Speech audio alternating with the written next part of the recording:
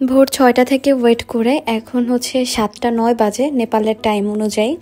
তো আমরা অপেক্ষা করছিলাম সকালের সূর্যোদয় দেখার জন্য।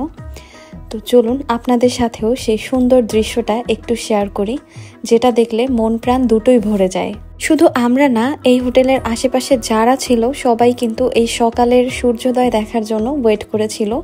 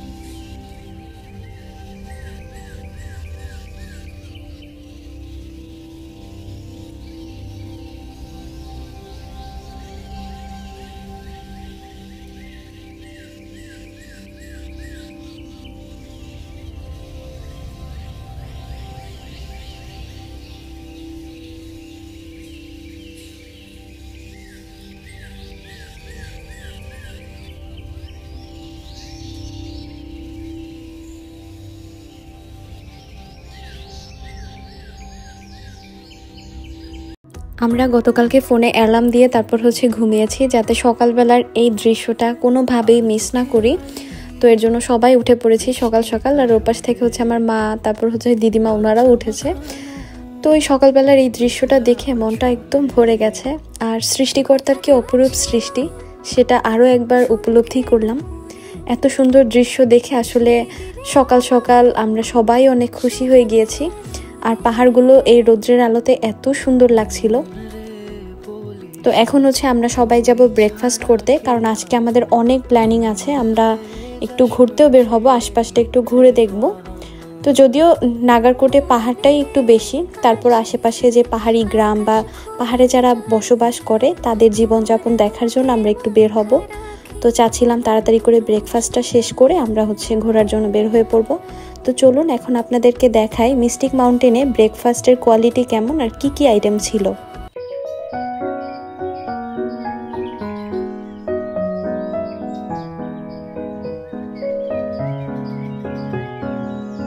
আমাদের এই রুমের সাথে কমপ্লিমেন্টারি হচ্ছে ব্রেকফাস্ট ওরা দিয়েছিল সকালবেলা। তো আমরা হচ্ছে 4 জনই চলে এসেছি, আর কুপনগুলো জমা দিয়ে এখন হচ্ছে আমরা ব্রেকফাস্ট করব। তো যেহেতু সকাল সকাল চলে এসেছি, তেমন লোকজন এখনও আসা শুরু করেনি। আর এখানে টাইম হচ্ছে 7:30 থেকে 10টা পর্যন্ত, মানে ব্রেকফাস্ট টাইম। তো এর মধ্যে হচ্ছে আপনাকে ব্রেকফাস্টটা শেষ করে নিতে হবে। আর এই তো উনি হচ্ছে আমাদেরকে কুপনগুলো জমা রেখে একটা রিসিট দিল। তো যাই হোক, তারপর হচ্ছে আমরা খাবার দাবার দেখা শুরু করলাম যে কি কি আইটেম আছে আজকে সকালে ব্রেকফাস্টে।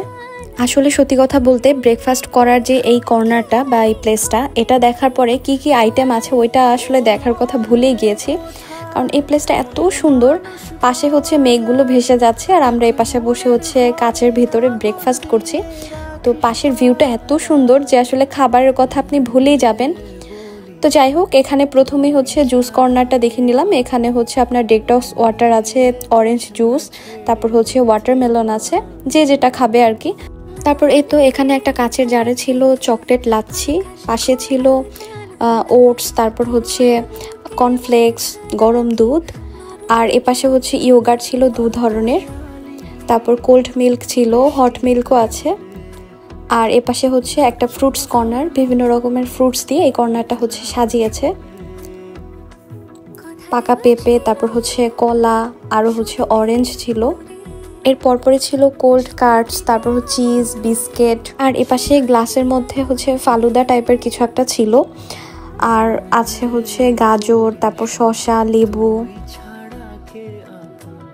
আর এপাশে হচ্ছে কিছু সিড দেখলাম, সানফ্লাওয়ার সিড, তারপর হচ্ছে অলিভ। আর তার ঠিক পাশেই খুব সুন্দরভাবে কিছু কুকিজ দিয়ে ডেকোরেশন করেছে। এর মধ্যে কিন্তু সি সল্টও ছিল। তো এগুলো কিন্তু জাস্ট ডেকোরেশনের জন্য, দেখতে এত ভালো লাগছিল। কিছু চকলেট ছিল, তো এগুলো দিয়ে সুন্দরভাবে এটা সাজিয়েছে। একটু সকাল সকাল আসার কারণে কিন্তু জায়গাটা বেশ ফাঁকা, যার জন্য আমি সুন্দর মতো আপনাদের সাথে এই ভিডিওটা শেয়ার করতে পারছি। আর আপনারাও খুব ভালোভাবে দেখতে পারছেন। আর একটু পরেই কিন্তু সবাই আসা শুরু করবে, তখন আসলে ওভাবে ভিডিও করাও যাবে না। আর এখানে লাইভ কিচেনের ব্যবস্থা আছে। তারপরে চলে আসলাম এই কর্নারটাতে, টি স্টেশনে আর কি। তো এখানে যে কত ধরনের চায়ের মশলা আমরা দেখলাম, মাসালা টি, তারপর হচ্ছে মিল্ক টি, এগুলো ছাড়াও যে এখানে কত ধরনের চায়ের আইটেম আছে, মানে যেগুলো দিয়ে চাইলে আপনি চা বানিয়ে খেতে পারবেন। তো চাটাও কিন্তু নিজে নিজেও বানিয়ে খেতে পারবেন, আর কারো হেল্প চাইলে তারাও হচ্ছে হেল্প করবে। আর চায়ের ঠিক পাশেই হচ্ছে কুকিজ আইটেম। তো এখানে হচ্ছে বিভিন্ন ধরনের কেক, তারপর হচ্ছে ব্রেড, সব কিছুই আছে। তো এগুলো হচ্ছে চায়ের সাথে অনেকে নিয়ে নিয়ে খাচ্ছিল। তারপর এপাশে হচ্ছে ব্রেড টোস্ট করে খাওয়ারও ব্যবস্থা আছে, চাইলে এখানে আপনি ব্রেড টোস্ট করে তারপর হচ্ছে বাটার বা চিজ দিয়ে খেতে পারবেন। আর আপনি ব্রেকফাস্ট নিয়ে কিন্তু বাইরে যে ওদের এরিয়াটা আছে ওই সাইডে হচ্ছে একদম মাউন্টেনের ভিউ দেখতে দেখতেও খাবারটা খাওয়া যাবে।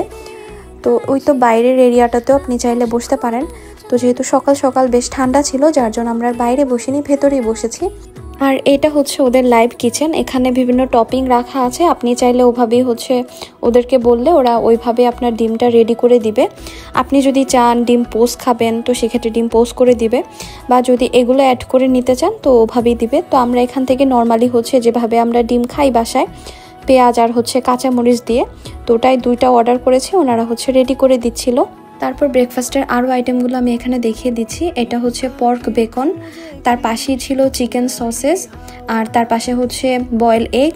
যারা মুসলিমরা যাবেন তারা হচ্ছে আগে একটু শিওর হয়ে নেবেন হালালের ব্যাপারটা।